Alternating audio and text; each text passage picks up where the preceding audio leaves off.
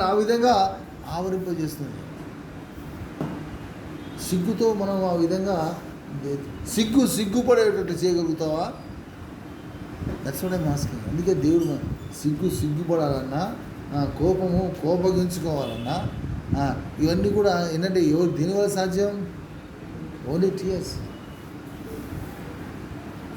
ఇంకా నీకు ఆరోజు నాకు రావటం లేదని నీ ఇష్టం, నేనేం చెప్పలేను.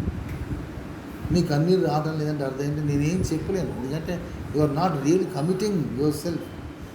ఇంత గొప్ప కార్యం జరుగుతుందని తెలిసిన తర్వాత కూడా ఏం లేదమ్మా, భయం మన చుట్టూ ఆవరించట్లేదు. భయం అంటే ఏంటమ్మా? చిన్న భయం కాదు. ఏంటమ్మా? ఆవరించిపోతుంది, ఆవరించేస్తుంది, ఆవరించే పని. దానికి క్యారెక్టర్. తర్వాత ఇదేంటి? యాక్టివ్ రోల్గా ఉండాలని ఆశపడుతున్నది. ఏంటమ్మా? ఆ సిగ్గు కానీ కోపం కానీ ఏంటంటే మన జీవితంలో ఆ యాక్టివ్ రోల్, అంటే మనలో ముఖ్యమైన ఒక పాత్ర ఏంటంటే అదే మనల్ని డామినేట్ చేస్తూ ఉంటుంది. దాని గుణం అది. దాని గుణం ఏదో ఒకరు వచ్చేమో హెల్ప్ చేసేది కాదు. ఏంటమ్మా? అది వస్తేనేమో దాన్ని ఎలవ చేస్తే మీదెక్కి ఏం చేస్తుంది? మనల్ని ఆవరించి తర్వాత యాక్టివ్ రోల్ అనేది మన జీవితంలో ఆ యొక్క ప్రధాన పాత్ర అనేది అది కలిగి ఉంటుంది. ప్రధాన పాత్ర, యాక్టివ్ రోల్, మెయిన్ రోల్ అదే వహిస్తుంది. ప్రతి దాంట్లో కూడా సిగ్గు అనేది, కోపం అనేది ఆటోమేటిక్గా వస్తూనే ఉంటుంది. ఎంతమంది ఈ దినాన్ని సిగ్గుపడకుండా, కోపపడకుండా, ఈర్ష్యపడకుండా, ద్వేషపడకుండా ఎంతమంది జీవించాం? ఒక్కసారి హృదయాన్ని పరిశీలించుకోండి.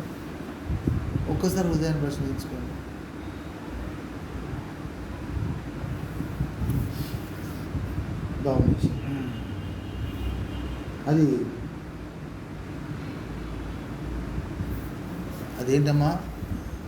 అదేం చేస్తూ కార్యాన్ని జరిగించేది ఉత్తగా ఉండదు. ఏంటమ్మా? It will certainly do the work. తన పని తాను జరిగిస్తూ ఉంటుంది. ఏం జరిగించే కోపం వచ్చింది పోయిందని అనుకోవద్దు. కోపం వచ్చి కాదమ్మా, కోపం వచ్చి నా కోపం నీకు తెలియకుండా దాని పని చేసుకొని పోయింది.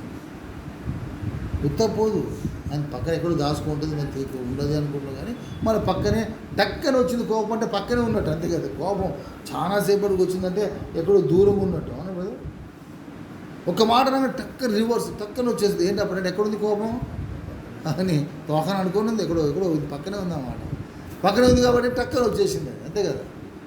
అదే ఎక్కడో ఉంటే ఇప్పుడు టైం పడుతుంది దాన్ని ఏం చేసినా నువ్వు జోబులో పెట్టుకున్నావు. తెలుసు కదమ్మా, నీకు తెలిసి ఇంతకుముందు ఒకసారి జోక్ చెప్పడం కాదు కానీ ఇక ఉంటారు కదమ్మా, నేను చెప్పిన నాకు తెలియదమ్మా, వాళ్ళు ఉంటారు కదా. వాళ్ళు ఒకసారి మన ఇండియా అంటే మన భారతదేశ ప్రధాని నెహ్రూ గారి పక్కనే కూర్చున్నట్టు, సినిమాల్లో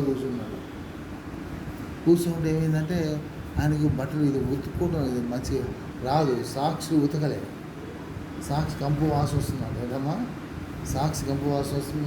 ఆయన ఏంటి ఇక్కడ వాసన వస్తుంది అని చెప్తుందంటే ఏం పోయి అని ఏంది వాసన వస్తుందంటే సారీ నా సాక్షిలో ఉతకలే నేను, ఏమైనా ముందు తొందర పోయి వేరే సాక్స్ కొనుక్కోరా అని డబ్బులు ఇస్తాడట.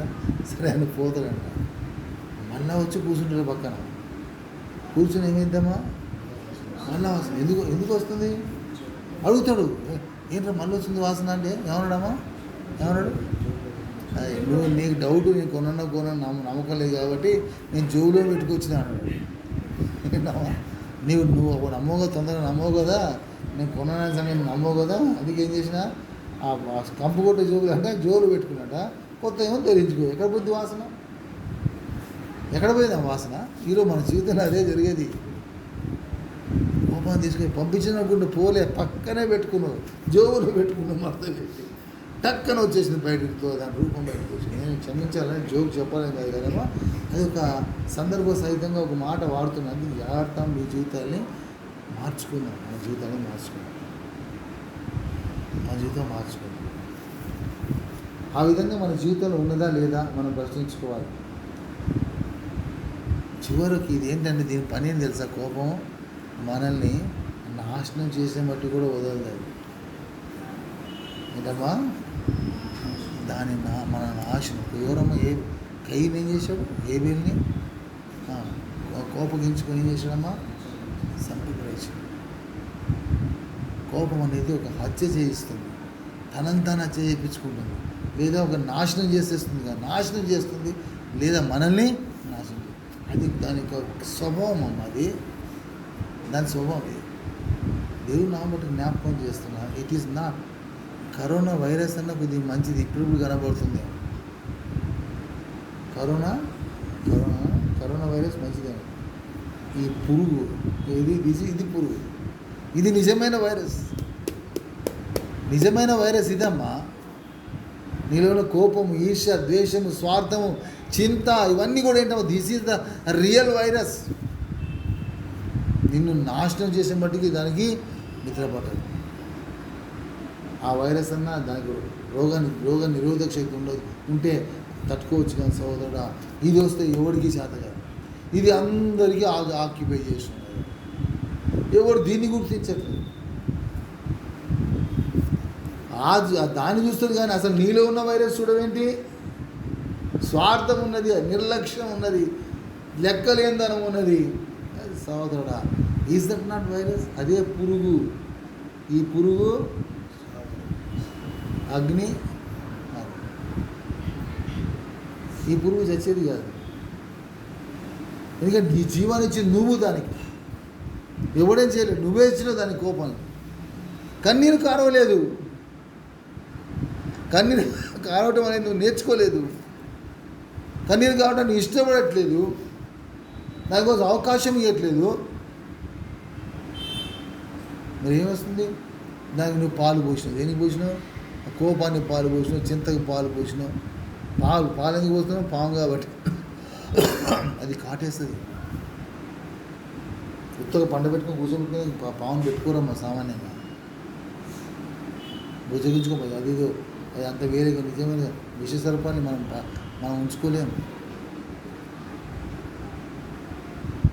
అంతకంటే భయంకరం అమ్మా ఇది, అంతకంటే భయంకరం. స్వార్థం, ఈర్ష్య, ద్వేషం, ఇవన్నీ కూడా ఏదైతే మనం చెప్పుకుంటున్నామో ఇదంతా కూడా అంత ద్వేషం, అంత డేంజరస్ వైరస్ ఇంకోటి లేదు.